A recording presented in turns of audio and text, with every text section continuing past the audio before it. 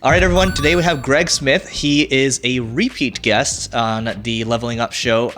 He runs a company called Thinkific, which is basically, the way I look at it is a platform that helps course creators really kind of, start out their dream and really gives them the tools that they need to be successful with educating people and helping people get to the next level in their lives.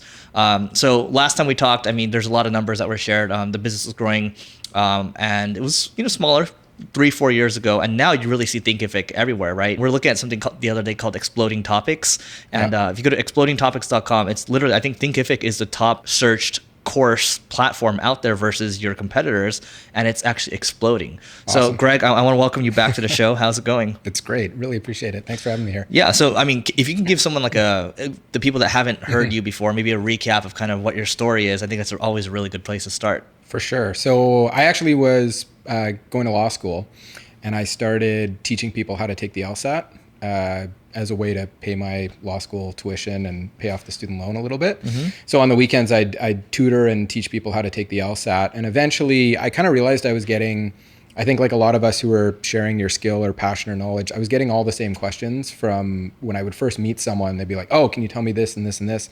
So I put together a blog initially just to say, just read the blog first. That'll get you the basics, and then we can sit down and do the tutoring or come to the class. So as a way of just giving away a bunch of free information to accelerate people's learning. And this was back in 2005, 2006. And eventually that morphed into creating a little mini online course. And it was actually, my brother was my roommate at the time. He's a software developer. So we took WordPress and PayPal and his custom code, mashed it together and made our own mini online course. Mm-hmm. And that blew up and did really well. He actually kind of had a bet with me that it wouldn't work. Wow. But he worked on it with you. He did. Yes. Wow. That's kind of crazy, huh? Yeah. He's a good brother. Okay. So we got that up and running. And then eventually that continued to grow and grow. I finished law school, practiced law, but the course kept going as this passion project. Mm-hmm. And what really changed things is people started actually reaching out to me saying, how did you build your own course on your own site, building your own business around it? I want to do the same kind of thing. And so we started building Thinkific to help other people do exactly that, because it was so hard for us to get it going. Mm-hmm. And not everyone has a software developer as a brother living with them. Yeah. Who works for free. Best deal, especially if you have a good relationship with them. Yeah. So your course, how did it do? So early first launch, we sold it for $29. It was like a mini course of what I really wanted to do. We sold 10 copies in the first month, which meant I got to win the bet that we were actually going to sell something. But eventually got up to doing about 10,000 a month in sales. And it's been doing that now for 15 years, 14 years. Yeah. And it's full autopilot. Yeah. So you can look at the site. Mm-hmm. I haven't written a blog post in probably 8 years on it. And it just continues to go, which is amazing. That's incredible. How much does it cost right now? Still $29? There's a few options, but the main one is $389. So we did eventually add to it once we validated that people wanted it. Mm-hmm. We got it up to $389 and added some more content. And actually got a call recently from someone who's interested in buying the whole site and business. Yeah. I'm assuming how are people finding it right now? Just organic search. It's SEO, and right? YouTube. Yeah. SEO and YouTube SEO. Wow. That's incredible. Yeah. If he doesn't buy it, I'll buy it. You know? Jeez, that's a good deal. So it's literally you have a bunch of content. You have blog content. People are discovering it, and then it's like, hey, here's a call to action. Maybe subscribe to the email list, and then buy my course. Yeah, that's it, right? Yeah, we give them a little mini free course. So because a lot of it comes from YouTube, I learned pretty early on that people are on YouTube. They're not really shopping, right? They're trying to. In my case, they're trying to learn something. So they're Googling a question.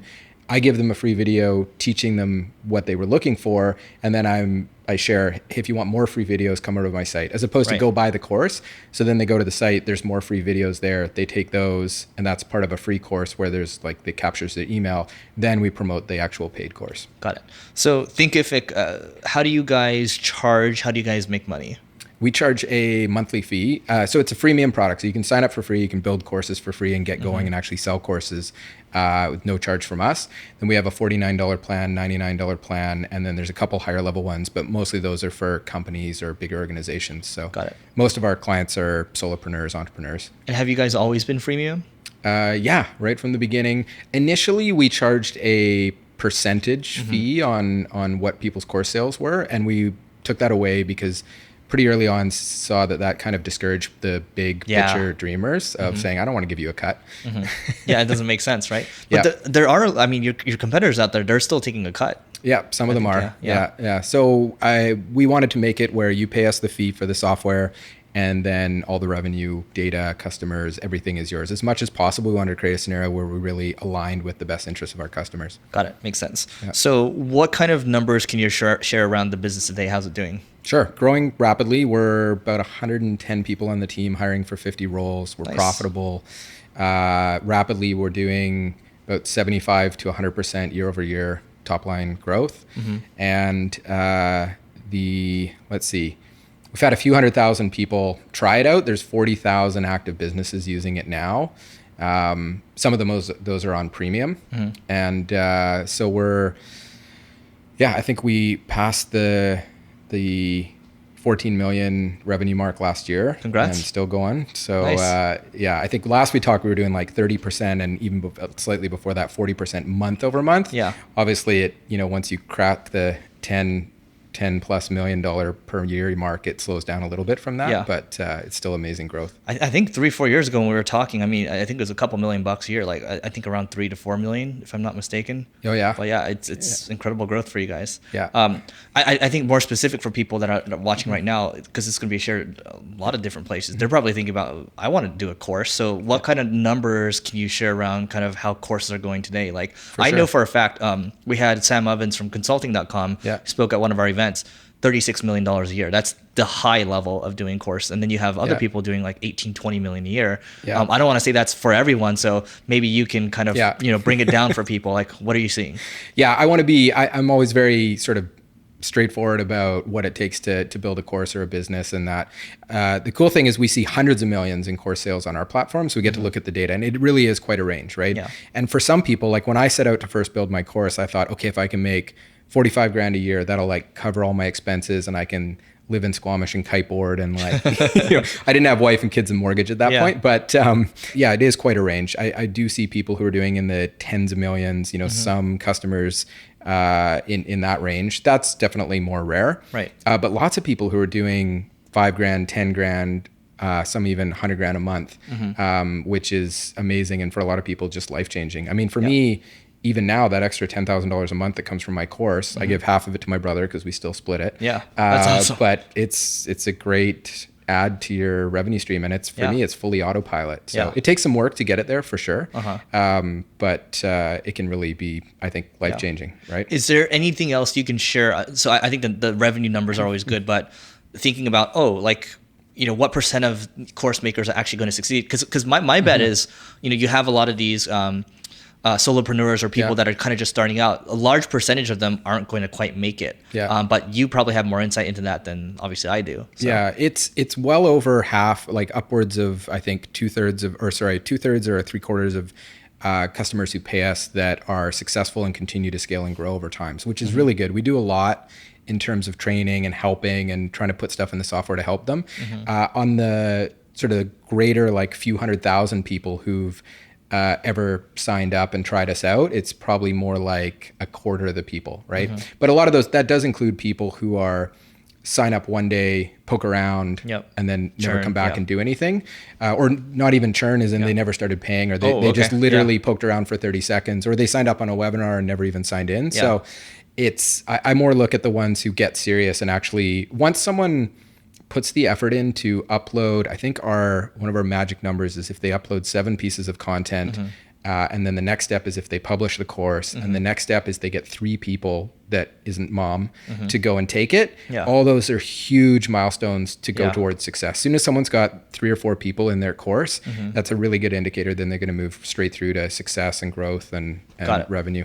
Yeah, I mean, I want to touch upon something you said earlier. You said, from what I've seen, and we use Thinkific, by the way. We don't push courses that hard, but we still have stuff that comes through it. And you guys have done a really good job of, again, educating people. There's training. I think there's videos that people can go through. So I guess my question is, someone's antsy right now. They don't know what to do.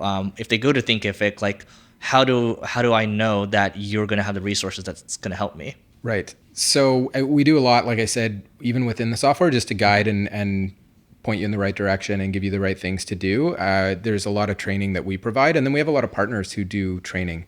So there's really amazing people out there, some who use Thinkific, and then they'll actually teach them just how to go and build the course, whether it's how to create the content or how to get out and market it. So we try and point them in the right direction, just based on where they're at in the journey. Because some people come to us and we actually ask a few questions as part of our onboarding flow. So as you're coming in, we'll say, do you have content already? Are you already teaching? Because people can range from, this sounds cool, I'd like to teach something, to, I've already got an online course, I'm just looking to take it to the next level. So depending on that, we give them different advice and help. And then we have a team, obviously, a big support team, and then even customer service managers who will help people out. Love it. Yeah. So it sounds like there's a lot of different support out there. Yes. What do you know this off the top of your head? What does the average course make per year? I don't.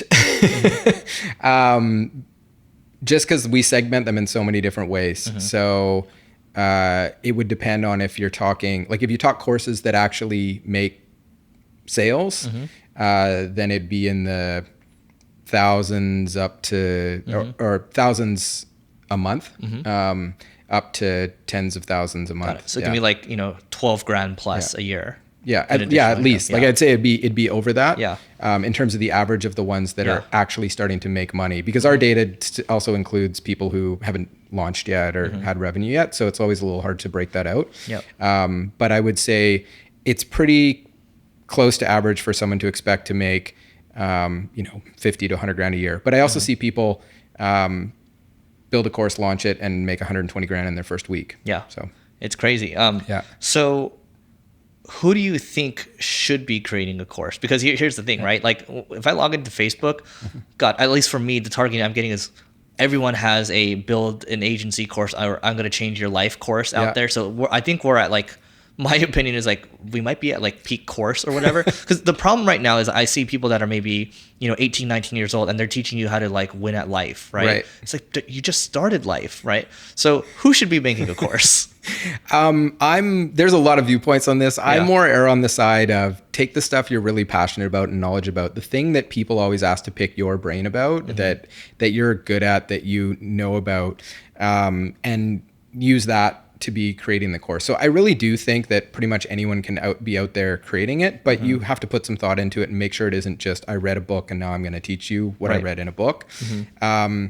So I don't think you need teaching credentials to go and do it. I mean, we see people all the time who are teaching courses in hula hooping or encaustic painting or all the way up to corporate finance, and they've worked in that field for 5 years or 20 years. I mean, to your point, your LSAT thing's been going for 15 years, right? Yeah. I have this course, this content marketing course that's sitting on one of these other platforms. I think Skillshare. They just came to my house to shoot it, right? This is like 5-6 years ago. Yeah. It still kicks me like a $600 check a month. I'm like, oh, this is nice. Yeah. So if you get an extra dividends. 24 grand, like why not? It can pay for some stuff, right? Exactly. I want to go back to the business for a second. I mean, let's assume 3-4 years. 3-4 years ago, you were doing 3-4 million. You've basically tripled, maybe even a little more than that. So, what do you think has led to that? What was a big reason for that growth? Yeah, it would have been less than 3-4 years ago, I think, that we were there. But the big things that have led to that growth. A lot of investment in the team. I think for us, everything starts from the team and the kind of hiring we do and the team that we're building. But in terms of specific marketing channels, back then we really hadn't figured out paid ads. Still working on it, but it's getting better. So all the little things are coming together.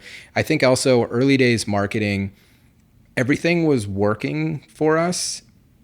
So we were very unfocused. So when you're hitting 30-40% growth every month and you're doubling every 2 or 3 months,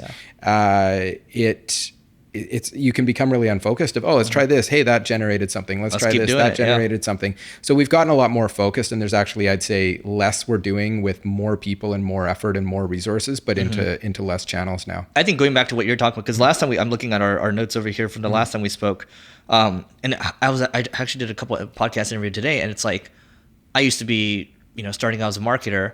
What's the new tactic? What's the new strategy? Same for sales, right? What's the new tactic I can implement? But the more experience you get in business, you realize, forget all that. It's just about the people, and it's just about building a great culture. So before you said hiring the right people was a massive difference, right? Good hires accelerate everything exponentially. Everything. Oh, good. I was thinking about it even then. Yeah. That's good. So, I mean, how you've doubled down on it. Like, what are you doing specifically to kind of foster, great hiring and great culture? Right. Well, one interesting thing happened to us last year is one of our great people, Gary,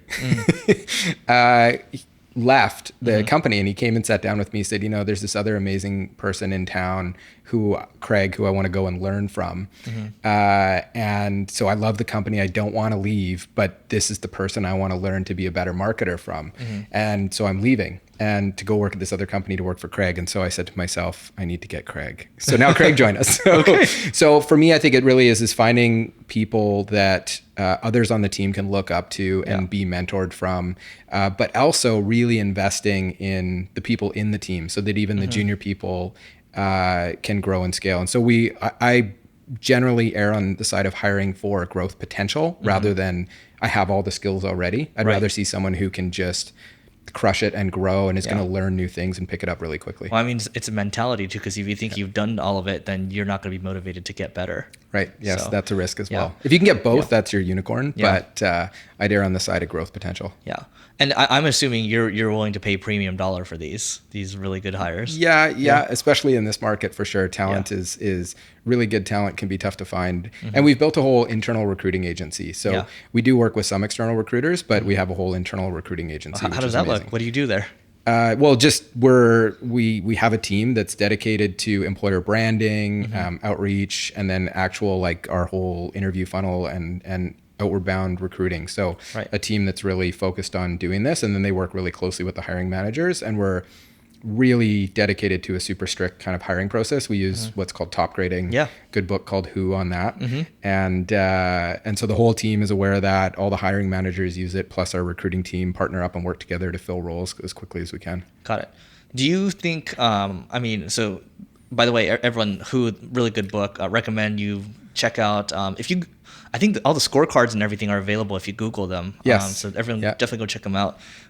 We use it internally as well. It's been great. Excellent. I mean, the other thing we do on the people front is it's one thing to get them in, but then making it a culture where they want to tell their friends about it. So we did employee NPS, Net Promoter Score. Yeah.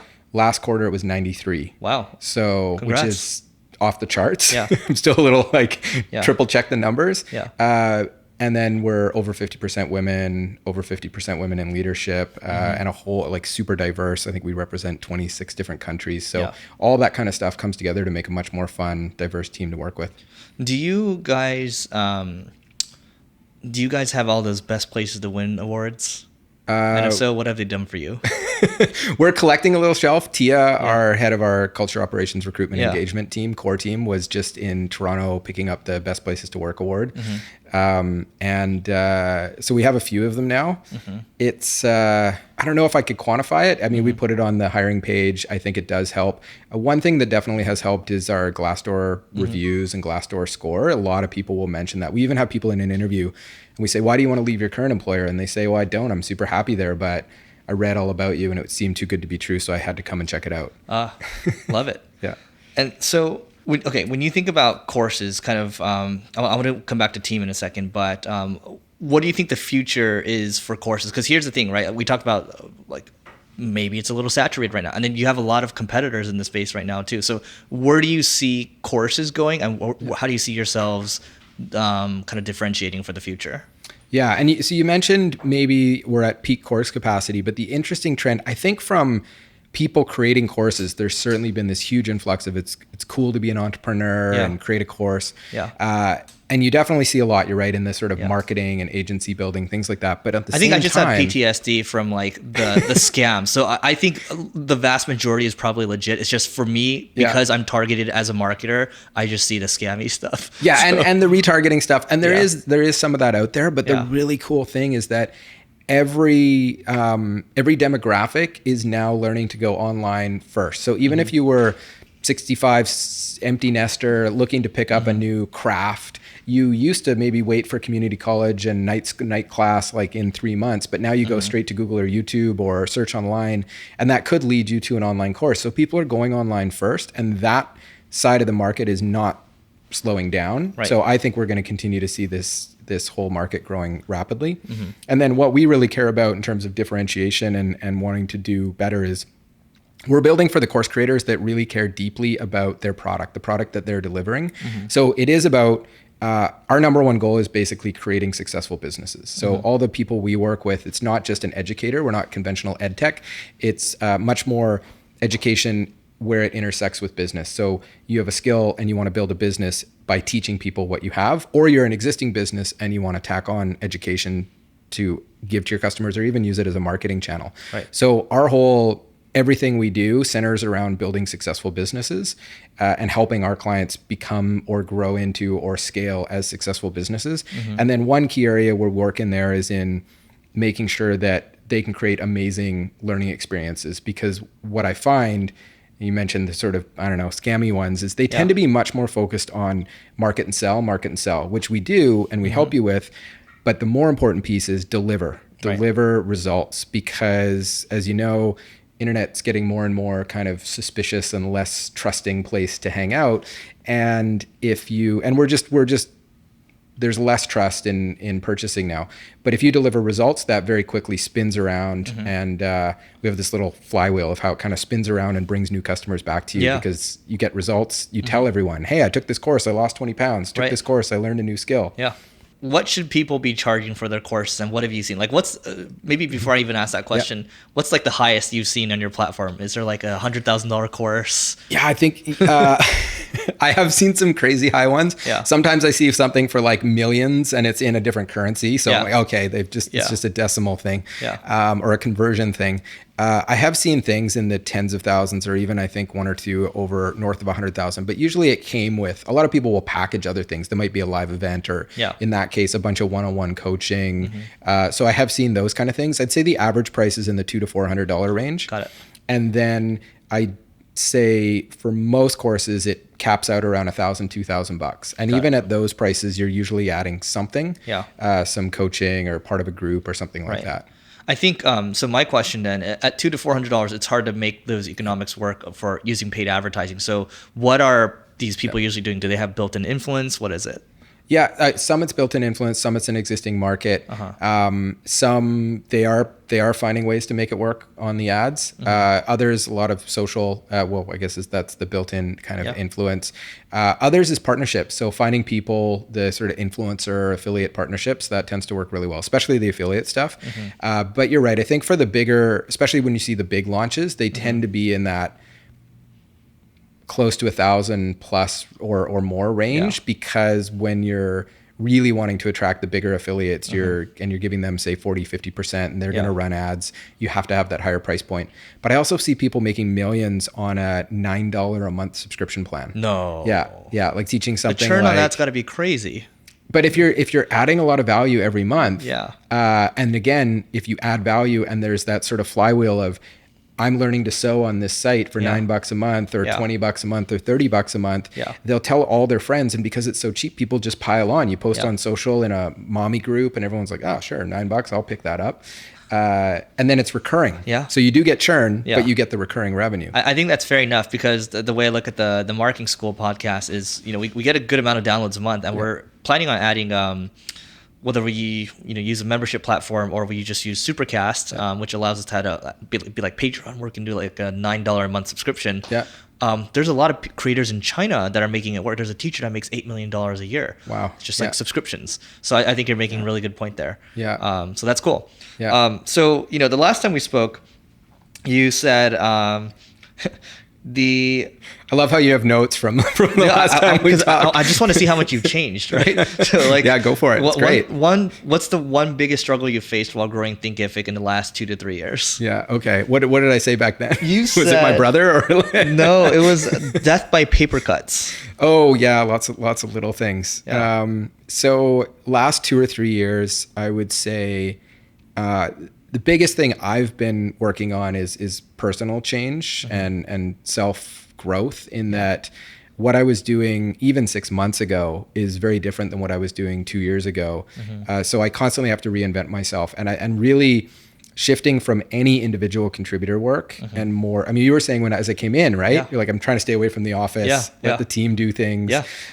It's the same kind of thing for me. I'm trying to move more and more, and I'm just getting to that place where I'm doing almost nothing except for strategy and team building. Yeah. Can you explain why? A little bit of product.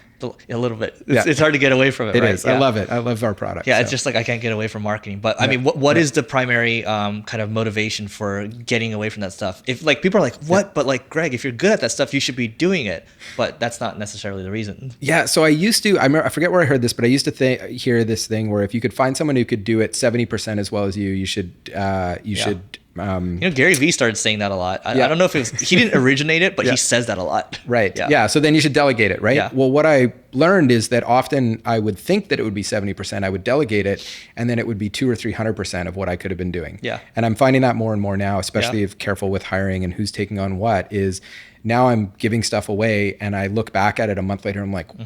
Wow, you just did more in a month than I did in a year. That's amazing. So that's the big push for me, is realizing that I'm not the best at most things, probably everything. Yeah. So that's like me too. So, so being able to give it away is amazing. And then you get to see these amazing people step in and grow and deliver amazing results. And I get to focus on the few little things that I still love. I mean, I used to think when I was first learning marketing and getting better, I was like, no, this is the main thing. Like, forget everything else. People say team building. I'm like, that's so nebulous, whatever.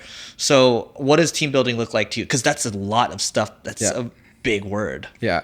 Okay. So I think we do all sorts of fun things, but before we get to any of the fun stuff, I actually think that the most important thing you can do is give people a vision and a mission that they're passionate about, and make sure you don't get in the way of letting them solve the problems and making that happen. Because you can have all the ping pong tables and company retreats that you want, but if people aren't stoked about why they're coming into work, the difference they're making, and their ability to actually contribute to that, none of that stuff matters. So we've got snacks and coffee and beer on tap and all sorts of fun things, and they enjoy it for sure. It's helpful, and I like having it too. But the key thing I think is we love the mission. We love building successful businesses and helping our clients, and everybody has the kind of autonomy to come in and innovate and do cool stuff. I mean, that's what's going to keep them there. The snacks and stuff, those are nice for sure. I remember reading a piece from High Output and Management. It's so, I before that, I read a book called Let My People Go Surfing from the Patagonia co-founder, right? Yeah. I took it literally. So I literally let my people go surfing. So I didn't show up to the office. I did nothing, right? Yeah. And what I learned was like, I don't know if this is true for you, but you have to continually nudge people. Like, if the plane's off track by like a degree or so, it's going to be way off, down the, at the end. And so it's like, do you agree with that or not? Like, I find myself sometimes having to be the annoying parent, like, hey, just this. And then like, I kind of just go away. Right. Yeah.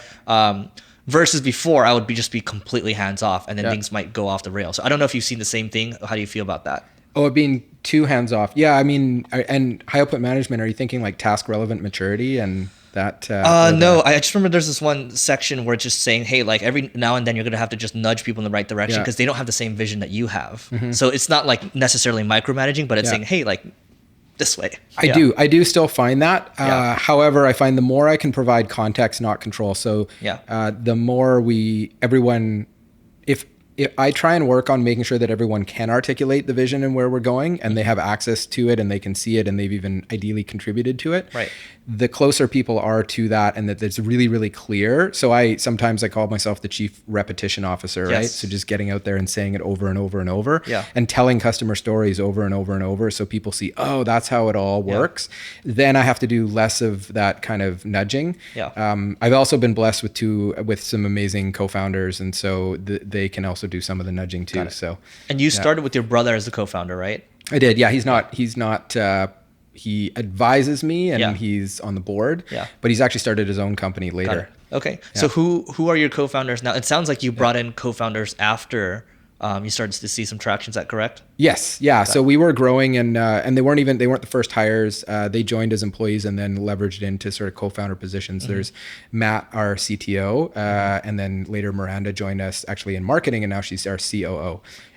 They're great examples of how, obviously Matt on the product side, there's no way I could do anything he does 1/10 as well as he does it. And then I spent months this year trying to reorganize our sort of meeting structure because as you scale, everything breaks. Yeah. And I couldn't do anything with it. Miranda picked it up, and in a month, she's basically solved it. So it's amazing. That's great. How did you find these people? I think both of them were through AngelList.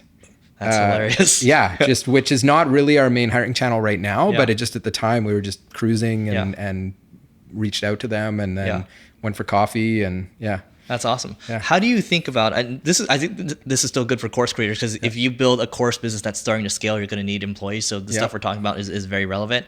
How do you think about people adding co-founders and equity when they were not with you since the beginning? Yeah, it took them. So I didn't do it right away. And I've thought a lot about this stuff because my background as a corporate and securities lawyer. I've read a lot of shareholders agreements and also seen a lot of fights amongst shareholders and had one or two of my own in the past. And so I wanted to be really careful. So with them, they joined, they worked on the team as regular paid employees. They did get some stock options, early days, so significant stock options. And then after they'd been there for at least a few years each, then that was more that transition of, okay, you know what? You've probably taken less salary than you were entitled to. So there's an element there of like doing what a founder does. And a whole bunch of others just up in the middle of the night or servers go down and they're basically on call or answering support tickets until 3 a.m. That kind of thing. And then I thought, okay, this makes sense. Got it. Yeah. So are we looking at a couple points, 10 points, 15, 20 plus, just a range for people? In terms of what you should share with co-founders? I think it depends on the stage. So for us, it was like really healthy stock option plans. But I think, early days, I mean, my brother and I were 50-50. When he left, he gave a whole bunch Makes back sense. You guys to me. took the risk up front. So But he gave he was really nice. And when he left, he gave we didn't actually have a formal vesting arrangement. He gave a whole bunch back. I'm lucky that he's my brother and we got along well. I do recommend if you're bringing a co-founder in right out of the gate or even like years in, put some sort of earning or vesting stuff in where if they leave a year later or 3 years later that they are giving something back or they haven't earned it all yet. I've seen too many scenarios where people bring in co-founders and a year or two in, one leaves and and the whole thing falls apart because the person left doesn't want to continue working while the other one is taking half of everything. Yeah, it's crazy. Yeah. There's this book, there's this concept called slicing pie. I actually haven't used it yet, but it's literally the amount that you've worked equals out to your equity, and you're constantly like recalculating it every quarter or so. Sounds like a lot of work, but someone might want to look into it. I did that in one of my first businesses actually. How'd that go? And then I was the one who left. And it worked perfectly. It was great. I mean, I think all of these things though, unfortunately, kind of come back to like, if you have reasonable people. So we were reasonable people. I left, the guy came back and he said, it was a tiny thing. He said, I'll give you a couple $1,000, bought me out. And I was like, great, sounds good. And I tried to turn him down, but he's like, nope, you're going to take this. So I think it's also being super careful and really, I mean, it's arguably a bigger decision than getting married in a lot of ways. I think it is a big. I love my wife a lot. Well, that was a big decision too, but pretty close. But you would know better than me. So working towards wrapping up here, we talked about favorite business book, but you cannot say The Alchemist. You can't say Rockefeller Habits. You can't say Lean Startup. You can't say Scaling Up. I've read all of those. Yeah, those are the ones you gave last time. Oh, okay, cool, nice. All right, so favorite book lately? Turning the Flywheel by Jim Collins is a really good one. It's a short one too. Also, The Alter Ego Effect by Todd Herman. Oh, he's great. From the sort of personal growth and do you know him? Into the team. I do. Yeah, he's great. He uses Thinkific actually. I think. I had no clue. Amazing guy, definitely. And Turning the Flywheel is actually, I think it's a 52-page monograph, and it kind of summarizes a lot of Jim's other work, like Great by Choice, Good to Great, Built to Last, and How the Mighty Fall. Actually got to spend a few days with him a couple weeks ago. Oh, that's awesome. Yeah. Did you have to pay anything for that? I did. I'm going to have to ask you about that afterwards. I recommend people Google the Flywheel Effect, Jim Collins, just PDF, and you'll find it's a pretty good description. She's got like 6 case studies in there, like he did it with Amazon. But I think it's important for companies to understand how that flywheel works. And then favorite business tool that's not called Thinkific. So I use it myself. We use it with the team. But I'm super basic. I mean, I use Slack, Excel, and a couple sort of project management tools all day, every day, Google Docs. And then personally, it's Audible and Kindle. Got it. Yeah. Okay. So, just constant learning, basically. Yeah. I mean, is there anything else? It sounds like you're a heavy learner. So is there any other, I want to kind of extend this, podcasts, other stuff that you look at? Well, I love the Whisper Sync. So you can get the Yeah. Kindle version and the Audible and jump back and forth between the shower and the car and, bedtime. Podcasts, I tend to actually just sort of pick up what people send me, an episode here, episode there. I need to kind of get into and listen and get more dedicated. Personally, Better by Stephanie Estima is fun from like a health perspective. Nice. Yeah. Cool. Do you guys have a podcast? No, but we need one. Oh, we do, don't we? need one. Yeah. I mean, Neil just released a blog post the other day. He basically gave the numbers for our contract that we have for our podcast. Yeah. It just makes sense right now. Yeah. But anyway, that's a whole nother episode for another time. Yeah, we got to do that. Yeah, and we're doing it right now. Yeah. Hopefully this helps. Also, which company right now or founder are you following closely? A lot of Toby at Shopify. Yep. Partly because they're Canadian, partly because the business model is fairly similar to ours and they care about entrepreneurs. I just love a lot of the stuff that they're doing. Yeah, he's got a crazy story. I wish I could get on to here someday. But I mean, Greg, this has been fantastic. Best way for people to find you online? Everything is at Thinkific, Thinkific, and then myself is on Instagram at Gregarious Games. Yeah, If you happy get that customer. reference, tell me. Gregarious Games. Yeah. People will. I can't get that reference. Ready Player One. Another good book. I watched it. I didn't. Oh, it's only in the book, I think. Damn it. Yeah. All right. Cool. Well, definitely check out Thinkific. I think we've ran maybe like 60 or 70 grand through it, and we haven't really focused on it. But definitely check it out. So, and that's what, like, imagine if we actually focused on it, it'd probably be way bigger. Yeah, you should. We can help you with that. All right. I'll take you up on that. Cool. Greg, thanks again. Appreciate it. Thanks, Eric. Let us know if you want us to do more interviews like this, because this is actually in person at my place in downtown. Takes a lot of time to set up. We want to know if it's worth the effort. We want to know if you loved it. So put a heart below if you loved it. Heart me on Twitter if you loved it. Heart me on Instagram, all right? So that's it for today, and we'll see you tomorrow.